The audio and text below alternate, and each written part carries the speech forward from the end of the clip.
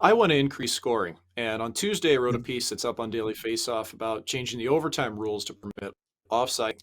And I called it the pond hockey rule. Okay, you still have referees on the ice and officials out there to deem if there were penalties or not. But this is my idea to try to end games without a shootout and do it in 5 minutes. And I love the chaos factor.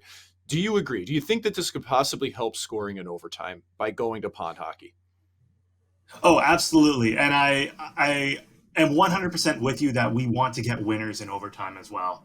I don't think that anyone's really satisfied with the shootout. I know we just had a great World Cup final that ended in penalty kicks, but after after 120 minutes of soccer, where both where all players on the field are just absolutely exhausted, I think a penalty shootout is satisfying in that situation because they had so much time to settle it on its own. Hockey's a little bit different.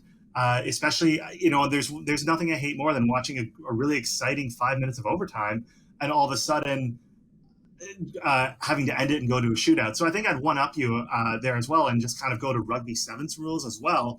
Or I think rugby 15s does this as well, but you don't actually end the game until there's a natural stoppage. So basically, no goal horn. And one thing that I've noticed about hockey or hockey overtime is that there's been we've had fewer games end in a tie or a shootout this season than any other previous year. Including the games that go to overtime. So this graph is just since overtime was instituted in the 1983-84 season, this is the percentage of games that went to overtime that end in a tie or a shootout. Obviously, shootout since 2006.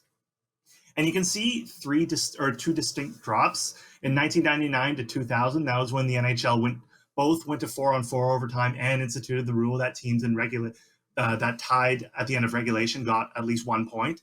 So we saw a drop there. It became teams became incentivized to play a little bit more offensively, and then of course the switch to 3-on-3 in the 2015-16 season had also a huge drop, and now fewer than half the games go to a shootout, and it's been even lower this year.